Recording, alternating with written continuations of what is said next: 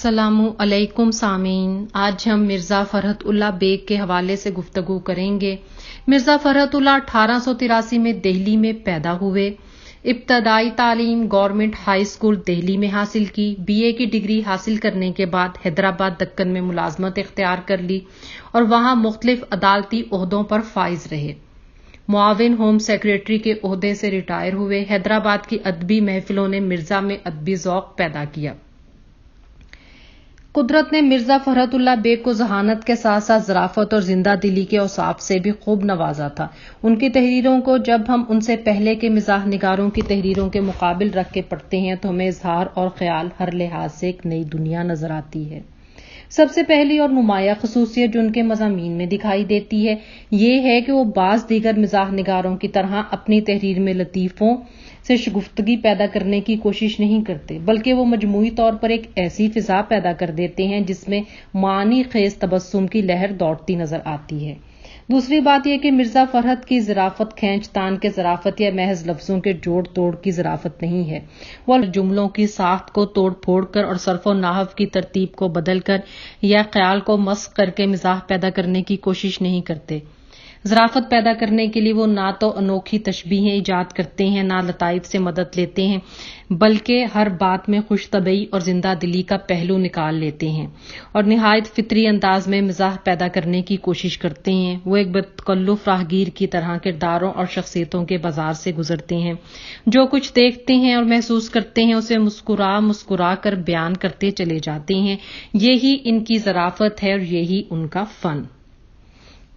فرحت کی ظرافت بالکل فطری ہوتی ہے، ان کے ہاں بے تکلف اور بے تکان ظرافت ہر جگہ چھلکتی دکھائی دیتی ہے۔ ظرافت میں بے تکلفی، برجستگی اور بے ساختگی صرف اس صورت میں پیدا ہوتی ہے کہ وہ لکھنے والے کی شخصیت کے اندر سے ابھر کر لفظوں کا پیکر اختیار کرے۔ اس اعتبار سے دیکھا جائے تو فرحت کی ظرافت ان کے باطن کی گہرائیوں سے ابھری ہے، اس لیے ان کے مضامین پڑھتے وقت ہم محسوس کرتے ہیں کہ ان کی ظرافت بالکل غیر شعوری چیز ہے۔ کوشش اور آورت کو اس میں دخل حاصل نہیں ہے، بلکہ بے ساختگی اس کی نمایاں خصوصیت ہے۔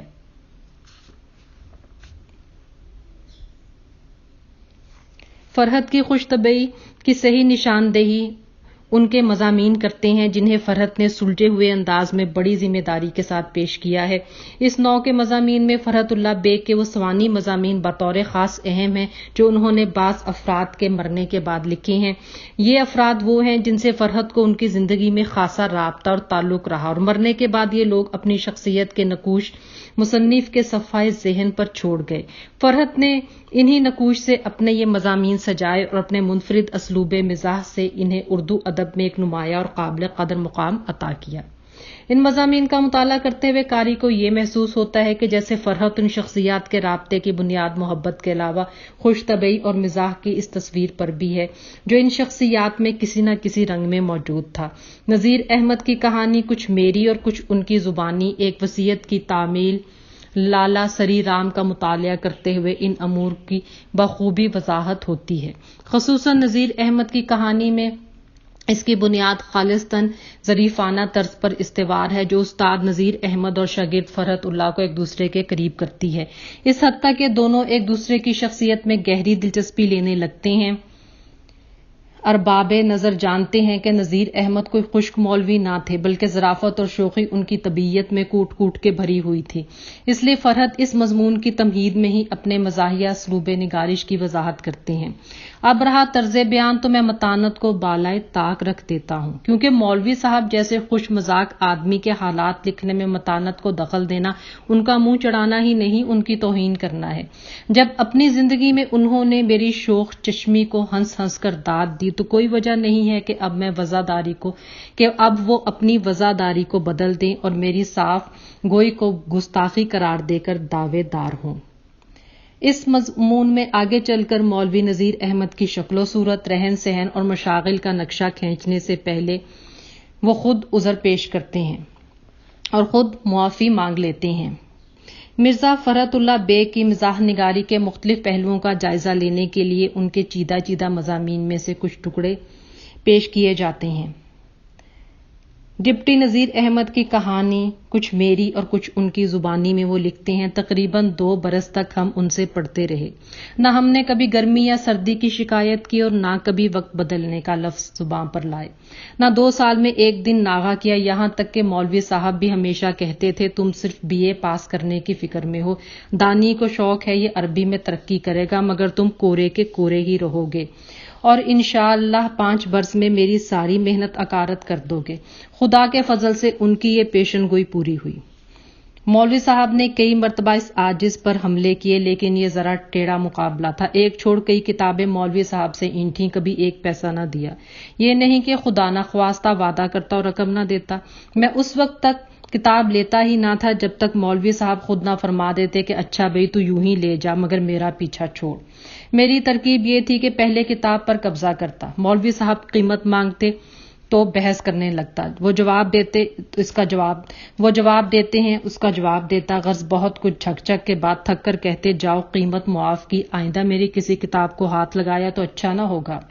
مگر خدا غریق رحمت کرے کوئی نہ کوئی کتاب مجھ کو دے دیتے تھے اور جان جان کر جھگڑتے تھے۔ مرزا فرحت اللہ بیگ نے باقی شخصیات کا نقشہ بھی بہت خوبصورتی اور عمدگی سے کھینچا ہے۔ فرحت کے چند مضامین کی مثالیں یہ واضح کر دیتی ہیں کہ فرحت کی ظرافت نہایت متین، سنجیدہ اور واقعات کی قدرتی پیداوار ہے۔ مولوی نذیر احمد کی کہانی میں مرزا فرحت اللہ لکھتے ہیں، اللہ اللہ ایک وہ زمانہ تھا کہ میں اور دانی مولوی صاحب مرحوم کی باتیں سنتے تھے، ان کی ہمت ہماری ہمت بڑھاتی تھی، ان کا طرز بیان ہماری تحریر کا رہبر ہوتا تھا، ان کی خشک مذاقی خود ان کو ہنساتی اور ہمارے پیٹ میں بل ڈالتی تھی، ان کی تکلیفیں خود ان کو پرنم اور ہم کو تڑپاتی تھیں، اور آج وہ دن ہے کہ ان کے حالات زبان قلم پر لانے سے ڈر لگتا ہے۔ ایک وصیت کی تعمیل میں مرزا فرحت اللہ لکھتے ہیں، خدا بخشے مولوی وحید الدین سلیم بھی ایک عجیب چیز تھے، ایک نگینہ سمجھیے کہ برسوں نہ تراشیدہ رہا، جب تراشا گیا پھل نکلے، چمک بڑی اہل نظر میں قدر ہوئی، اس وقت چٹ سے ٹوٹ گیا۔ شہرت بھی غالب کے قصیدے کی طرح آج کل کسی کو راس نہیں آتی، ادھر نام بڑھا اور ادھر مرا، سب سے آگے نکلا اور تیرے قضا کا نشانہ ہوا، چل چلاؤ کا زور ہے، آج یہ گیا کل وہ گیا، مولوی نذیر احمد گئے، شبلی گئے، وحید الدین گئے، اب بڑوں میں مولوی عبدالحق رہ گئے ہیں، ان کو بھی شہرت لگ گئی ہے، سوکھے چلے جا رہے ہیں، کسی دن یہ بھی خشک ہو کے رہ جائیں گے۔ ان کے ایک مزاحیہ مضمون کا خوبصورت اور دلچسپ آغاز ملاحظہ فرمائیے، خدا معلوم یہ ہماری نانی چندو دنیا میں تشریف ہی کیوں لائیں، اور اگر لائیں بھی تھیں تو نانا صاحب قبلہ کے حصے میں کیوں آئیں، اور اگر آئیں بھی تھیں تو ہمارے زمانے تک کیوں زندہ رہیں۔ دنیا ترقی کر رہی ہے مگر ان کی ہر بات میں تنزل ہے، پہلے حور کی صورت تھی، اس کے بعد انسانوں کی شکل میں ہوئیں، اور اب انسان تو کیا شاید کوئی جانور بھی ان کی صورت کا ہو تو ہو، پہلے ماہ افروز تھیں، اس کے بعد گھٹ کر چاندنی خانم ہو گئیں، اب صرف نانی چندو رہ گئی ہیں۔